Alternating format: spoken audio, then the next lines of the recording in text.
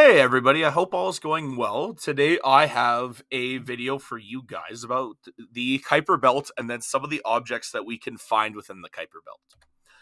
So who actually discovered the Kuiper belt? In 1951, it was an idea that had been proposed by a gentleman named Gerard Kuiper, and he suggested that there was a belt of icy objects just outside of Neptune. The important thing with this proposition is that in 1951, they didn't have the greatest amount of technology to be able to prove something like this, especially with how far Neptune is from the sun or Earth. And especially if there's objects outside of Neptune being even further out, it just made it a lot harder to find something like that. It actually wasn't even until 41 years after the original discovery by Kuiper that James Liu and Dave Jewett actually discovered the Kuiper belt. Their research originally started in 1987, and what they did was they took a telescope and they tried to search for dim objects just on the outside of Neptune. If they did find that, then that would prove that the idea that Kuiper had would have been true. The first object that they finally ended up discovering within the Kuiper belt was an object called 1992 QB1, which was roughly 44 times the distance from the sun to Earth. So what actually is the Kuiper belt? So it's a circular orbit of icy objects that orbit around Neptune. In the image that you can see just on the screen there, we have the orbits of our planets within our solar system just outside in kind of that blacky gray kind of circle that they have laid out there. That is actually the Kuiper belt. So it's very similar to the asteroid belt in our solar system between Jupiter and Mars, and it contains material left over from the original part of our solar system whenever it was starting to form. That's roughly about 4.6 billion years ago. It is actually far larger than the main one that we have within our solar system. It is about 20 times the mass and about 20 times as wide. So it is significantly bigger than the main asteroid field that we would have within our solar system. So looking at asteroid belts, there's three main types that we have. We have a carbonaceous, a silicate, and a metal rich. So the carbonaceous, it's the most common type of asteroid belt that we would have, and it is roughly 75% of known asteroids within our solar system are carbonaceous, also known as a C-type. Whenever we're looking at silicates, however, it's the second most common type of asteroid, and it's about 17% of asteroids that we would have within our solar system, also about S-type. And then finally, we have metal rich. Those are the least common. Only about 8% of known asteroids would be metal rich, also known as M-type. So how is the Kuiper belt actually shaped? So since it is fairly newer research-wise, and there isn't a lot that is known about it, there isn't necessarily a definitive answer as to how it was formed. However, there is a main theory. So similar to how our main asteroid belt was formed, where there's the belief that it was Jupiter had helped form it with some of the gravitational forces that it would have on some of the objects within that asteroid field, the Kuiper belt is believed to have been formed by Neptune's orbit that prevented the material from coalescing into a planet. So instead of having all of this planetary material over, billions of years form into a planet, it kind of just rotated around Neptune and ended up being its own little asteroid field. So when we're looking at the Kuiper belt, as mentioned, it is fairly new. There isn't as much that is fully known about it. There's only been two missions that have actually been sent out to study the Kuiper belt. Pioneer 10 is the first one that was sent out in 1983. It did cross the Kuiper belt, however, it did not visit any of the objects. So it had passed right through the Kuiper belt without stopping to study any of the objects that might have been there. Its original plan was only to travel for 21 months, so roughly 2 years, and it ended up lasting more than 30 years. So it ended up going on way longer than it had been expected. And it actually sent its last missions out in 2003, so that was about 20 years after it had originally went on, and it was a distance about 12.2 billion kilometers. So even though it has gone on much longer than that, the last message that we had was only about 20 years ago was whenever we had last ended up hearing about Pioneer 10. And then just in the image on our right there is just a photo of the spacecraft. So the second object that we're looking at with the Kuiper belt and the other spacecraft that has gone to go on and explore it is New Horizons. It was the second of two missions, as I had said. It was launched in 2005, so it was 22 years after the original spacecraft Pioneer 10 had been sent out, and it was actually 2 years after we had last heard from Pioneer 10. It took it about a decade to go reach its destination, making it there in about 2015, and it conducted an investigation on Pluto and Charon. Spacecraft visited several Kuiper Belt objects, the most famous of those being Arrokoth, also named Space Snowman due to its icy surface. So then here is just some type of objects found in the Kuiper Belt. So when we're looking at the Kuiper Belt, there's going to be four main classifications that you're going to have with some of the objects there. You're going to have hot classical, cold classical, resonant, and scattered. And out of the four categories, the one that most people are going to know will actually end up being Pluto within the hot classical category. Here's a photo of our solar system and then some of the orbits of the planets. So you can see Pluto, we have Neptune, Uranus, Saturn, Jupiter. And then just on the right there, it is actually color-coded by which type of asteroid they are. So we have scattered Kuiper Belt objects, classical. Classical would contain both hot and cold. And then we also had resonant. And then, as I had said before, having the planets, those are just by the blue dots there. Those guys are labeled. So placement of objects within the Kuiper Belt, same thing, just giving us a little bit of an idea as to the distance from the sun and actually how far out some of these Kuiper Belt objects are. So Neptune being the furthest out planet within our solar system, and as you can see in the diagram, there's even some objects that are decently further out than even Neptune is, which is quite interesting to see. So looking at the type of Kuiper Belt objects we have cold classical up first. They get the name cold from being in the outer part of the Kuiper Belt. They normally don't come close within Neptune, so they're generally unaffected by Neptune's gravitational pull. That is where the cold label comes from. They remain about the same distance from the sun at all points. They normally don't move that much closer into the sun, just due to them not having as much gravitational pull from Neptune. Their composition is actually very similar to that of a comet, being mostly composed of ice and rock, which are believed to have been formed within the early history of our solar system. Cold classical objects, they also vary in size, some being a few kilometers to some being a few hundred kilometers long. And then, as I had said before, Pluto being the most well-known out of these. And then same thing on the diagram to our right is just a diagram of some cold classical objects, and the red is actually what they are. So as you can see, there's quite a few of them within the outer parts of our solar system. Now we're going to take a look at hot classical. So they're found in the inner part of the Kuiper Belt, also known as warm. These are affected by Neptune and they have unique orbits. They are more elliptical rather than being more circular. Similar to the cold classic objects, they are also made primarily out of ice and rock.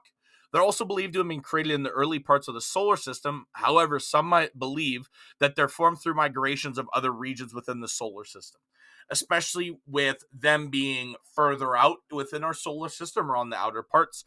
That is something that could very well be a very possible answer to how they ended up coming within our solar system here.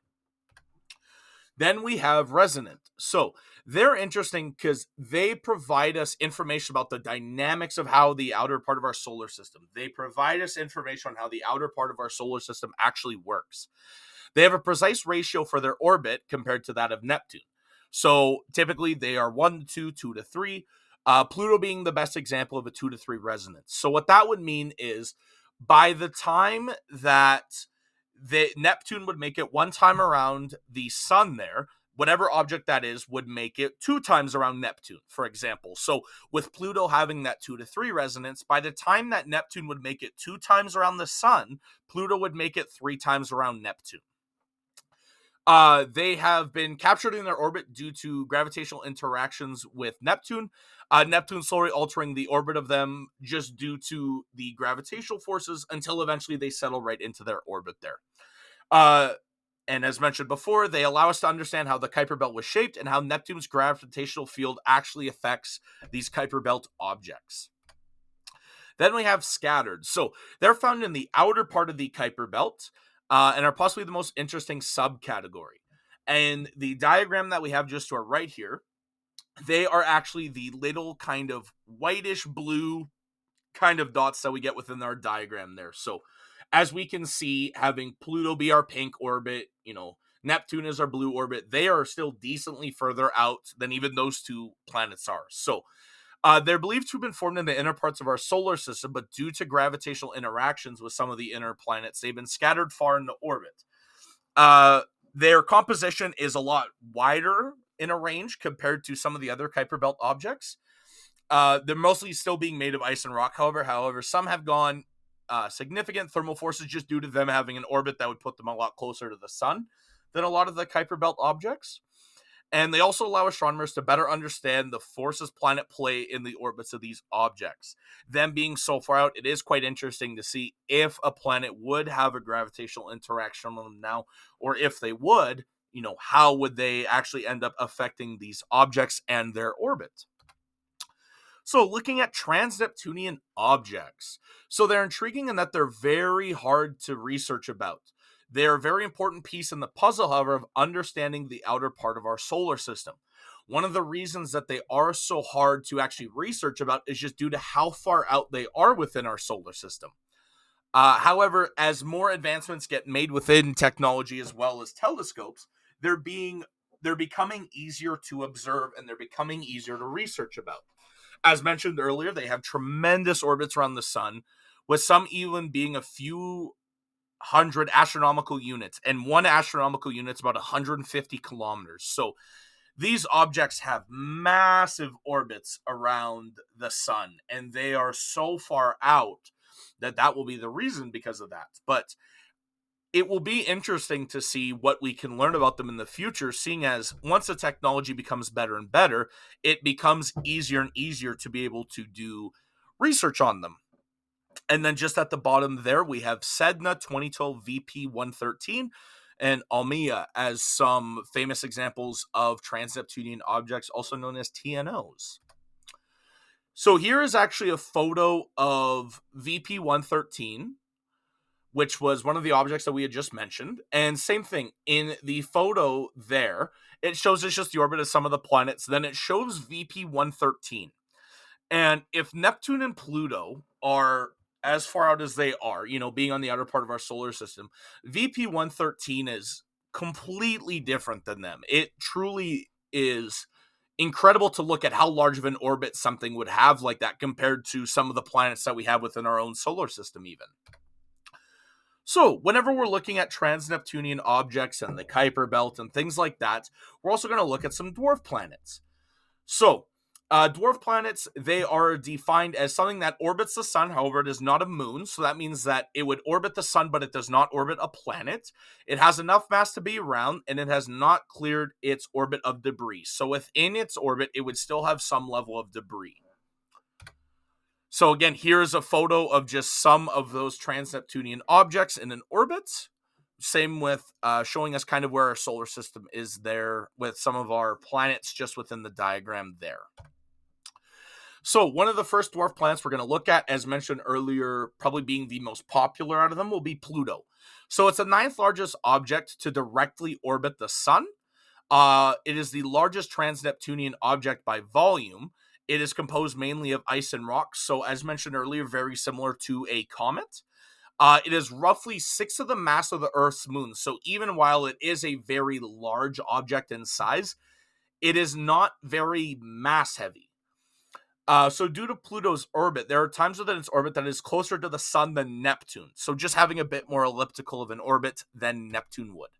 And then that's just kind of showing us a bit within Pluto there, some of the insides, some of the discoveries that we have made within that. So the one thing that I will say is interesting about Pluto is just in the bottom left of that diagram, it is a very minuscule gravitational force compared to that of Earth. So for example, on Earth, where a standard basketball net would be at about 10 feet in the air, on Pluto, right, to have the same force to jump like that, it would be 150 feet, which is about 15 times as strong, which would be really interesting to see. So Ceres is another one of the dwarf planets that we have. It is first known as an asteroid, and it was discovered actually in 1801 by Giuseppe Piazzi. It had a classification change from a planet to an asteroid, finally being named a dwarf planet. It is composed mainly of ice and minerals such as clay and several carbonates. It's the only dwarf planet located within the inner solar system. So Pluto and some of the other ones that we're going to look at, they're all in the outer part of our solar system. But this one is a little bit more within the inner part of our solar system.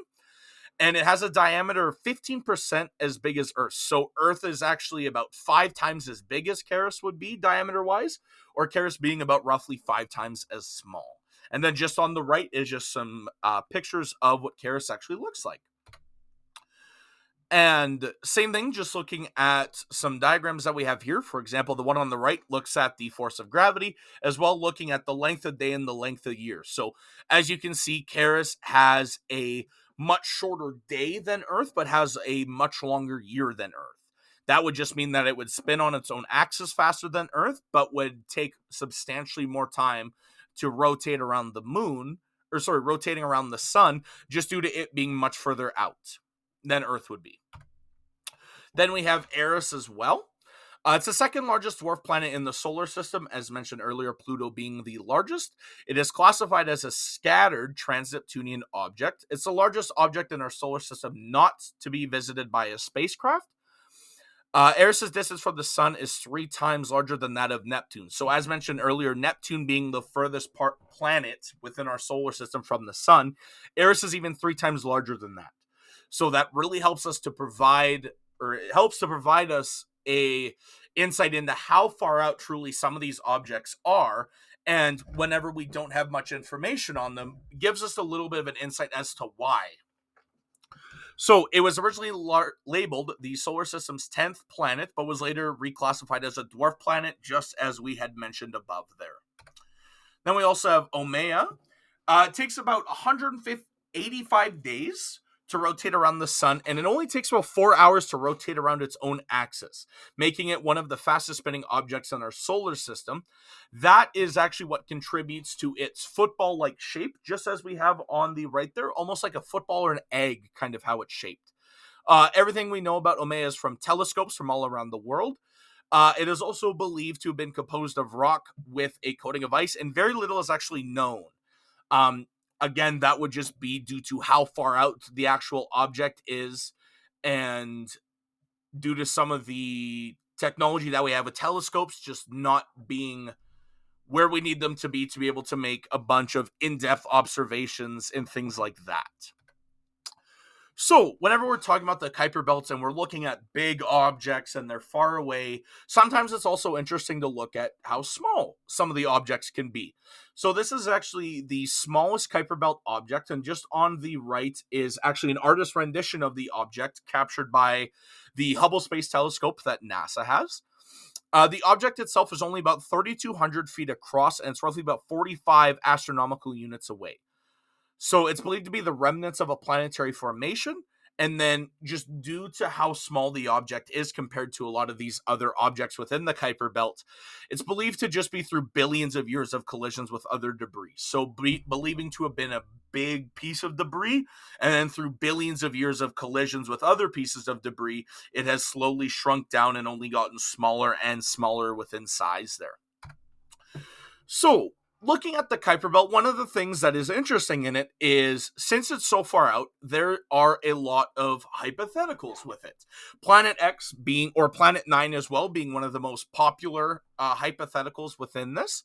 So it's hypothetical planet deep within our solar system. It is possible to exist mathematically, but there is no data. So there's no massive images. There is no spacecraft that has captured a picture of it. Nothing like that. It is roughly 10 times the mass of the Earth, and it is also has an orbit around the sun roughly 20 times the orbit of Neptune. So that just means that for however long it takes for Neptune to get around the sun, Planet X takes about 20 times that. And then just some of the estimations is that it would take roughly 10 to 20,000 years to orbit around the sun. But being that far out, that really puts it into perspective of why it would take as long as it would take to orbit around the sun. So some of the continued findings that we have within the Kuiper Belt, as we had mentioned earlier, just due to how new it is, due to very little information we have on it compared to some other objects within our solar system, there's continuous exploration and findings that we have of Kuiper belt objects. Astronomers, they continue to find objects within the Kuiper belt, and then just the image that we have there are just some of the objects that we found. For example, Neptune's moon Triton was one that we had found, and then just our moon just on the far right there, just to give us a little bit of a perspective on some of these, on the size of some of these objects here. So, over time, the Kuiper belt has actually been eroding. It's slowly starting to erode, and there are two main reasons for this. So, number one, as we had mentioned earlier, with some of the objects' collisions. So, with these Kuiper belt objects colliding into one another, over time, it would reduce the total number of Kuiper belt objects. That would be due to them crashing into each other, breaking off, having more debris, and over time, the objects within the Kuiper belt are just becoming smaller and smaller and smaller due to these collisions. Another theory that people have is ejection. So depending on the Kuiper belt object's orbit around the sun, they can shed surface material which leads to the erosion of the object. As we had mentioned earlier, some of them even coming quite close to the sun. If they were mainly made of ice, being that close to the sun, they would melt, and then that would do to them ejecting or eroding over time. So, some of the effects within erosion that we have. So, studying how the Kuiper belt deteriorates allows astronomers to gain insight on the history of how the outer solar systems have evolved. If we can find out how something has eroded over time, we can also find out how something has evolved over time. The erosion of these objects drastically affects the size and distribution of other Kuiper belt objects. For example, if a bunch of objects in one area collide into each other and they break off into a bunch of little pieces, over time, where there was a densely populated area of these objects, if there is these collisions and over time there's more and more collisions, there's going to be less and less objects, and these areas that once used to be highly populated will not be as dense as before. So, having less material within the outer parts of our solar system may help us develop an understanding of erosion within planetary systems, not just our own, but others whenever we have discoveries like that. So, the most surprising discovery, probably whenever we're looking at Kuiper Belt objects, is Pluto. And a lot of objects just having unusual orbits compared to what we know within the inner parts of our solar system. So, Pluto has a couple interesting discoveries. One of those being that it actually does not rotate around the sun, but it rotates around Neptune. This actually was one of the largest pieces that caused Pluto's classification to be challenged from being a normal planet to a dwarf planet. This made astronomers question what they knew about the outer regions in our solar system, just as I had mentioned there.